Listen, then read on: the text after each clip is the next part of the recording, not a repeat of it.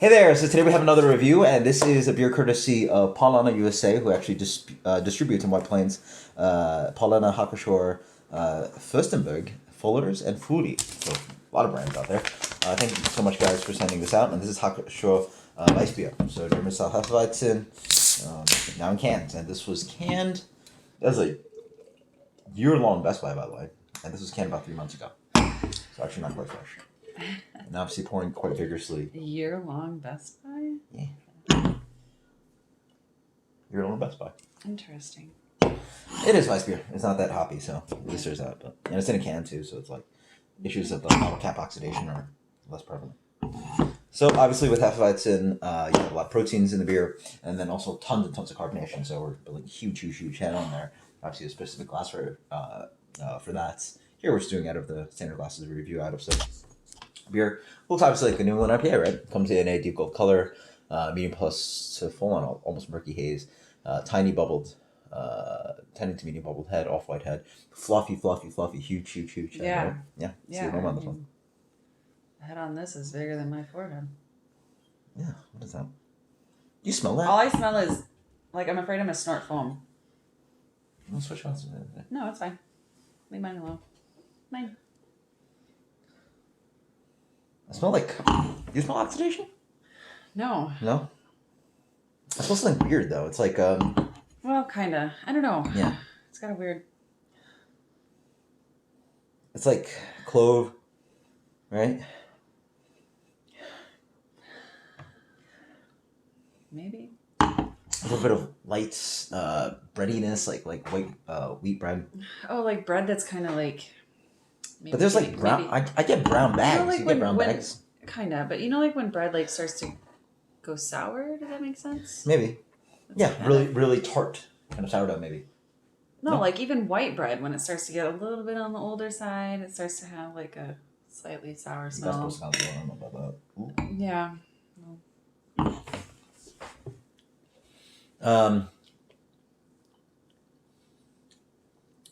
Creamy.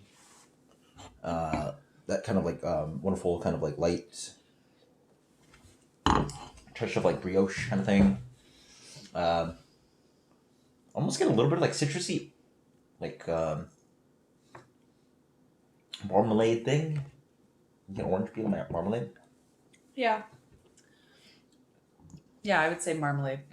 And there's this strange kind of like almost like metallic kind of flavor to it, which is weird because like the can shouldn't be an issue. It's not the issue. It's just like a fermentation process, and like I see the phenolics and there's like clove in here. Nice carbonation mouthfeel. I'll give that, but it doesn't have like the burst of when I think of German Weiss beer, I think of bubblegum. I think of bananas, banana bread, and like those flavors are reasonably lacking in this. Do you think? I don't know. I mean, I can definitely kind of pick up on some like banana bread type thing, or like overripe banana. I get a little bit of runts, banana candy runts towards the back end, right? I don't even remember what those tasted like. Those are the ones I wouldn't eat. I don't like banana flavored. Yeah, like, it doesn't taste like actual banana. It tastes like fake banana. Maybe a little bit of some kind of like banana dessert, like bananas Foster kind of thing, right? Like a creamy vanilla banana sweet thing. I don't know. I feel like you're describing it to be a lot more sweet than it actually is. No, it's the flavors. The beer has a little like light bitterness on the back end, and it's quite dry. Beautiful carbonation. I love the mouthfeel in this beer. I don't know. It just reminds me of like licking the inside of the banana peel. Not quite sweet, but has that like dry, starchy. Yeah. Plays with the malt, that wheat. Yeah. I can certainly see that. What's your final impression and rating on this one?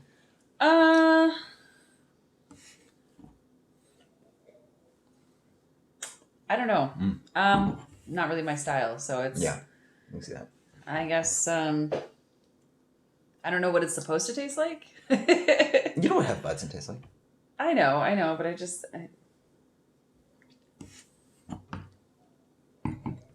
haven't had enough of them to really know.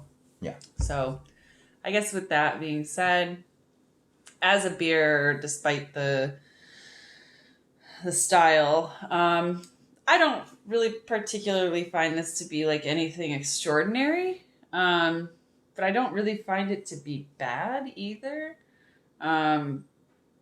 You know, I think that this is an easy to drink beer Yeah. because it's not like super rich in any flavors. It's not hoppy. It's not too malty. It's, you know, it's a beer. Slightly fruity, creamy.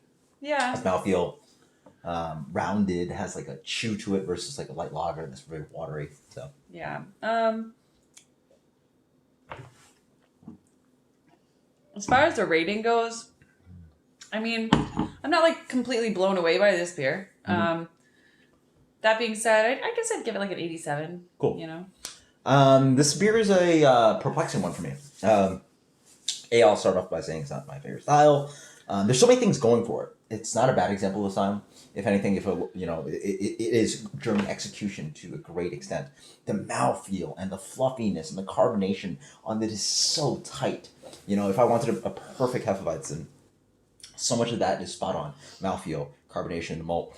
I just want in my Hefeweizen to get more of that banana bread, banana runs, bubble gum, the cloves here and here. And I get the banana, and as it warms out, I get a little bit more, but it's just not the ideal profile that I want from the expression of these. So I want a little bit more ester profile. It's a little bit phenolic.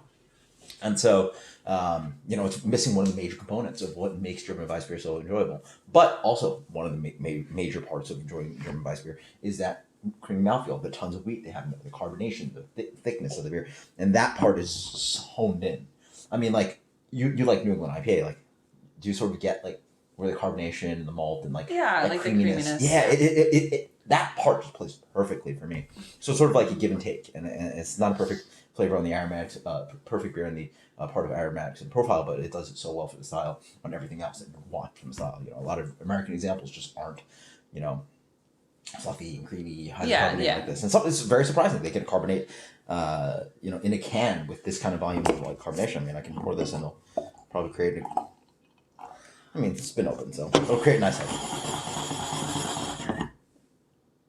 Well, Ta-da! Ta-da! Didn't work, but I snapped that can open. You guys saw how well it poured, right?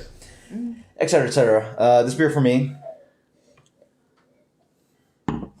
is better than your American examples of wheat beer. No, yeah, I mean, this watery kind of like, not flavorful, bland kind of like Blue Moons out there. I don't think I've actually liked or could even say that I remotely liked any. Yeah, this beer for me gets a so far 85. 85. Yeah. Okay. Just not the biggest fan of the sound. I thought yours was going to be a little bit higher than mine. Actually, maybe better. I'll go with 87. Whatever. Right. Same as you. I mean, it's around there. I mean, again, I don't go crazy for the style. It's a time and situation for it, and certainly I would pair this more than I think about just sitting there and drinking. Yeah, this would actually, I think, pair well with maybe like a I don't know, a white cheese. Cheese. Like a Gouda or even a blue cheese, like a No, not blue cheese. Blue cheese would be too strong. Probably just Gouda, multigrain crackers, dry salami. Your younger goat cheeses go with this salads, certain desserts, and then Hefeweizen also plays well with some amount of kind of spicy dishes. So certain kind of like paler, lighter kind of Mexican dishes, along with you can even go to Southeast Asia and China for these. So recommend it with Chinese food. American Chinese food, maybe we'll play around with this sometime. Sure. Orange chicken with this, maybe. Until next time, guys. Cheers. Later.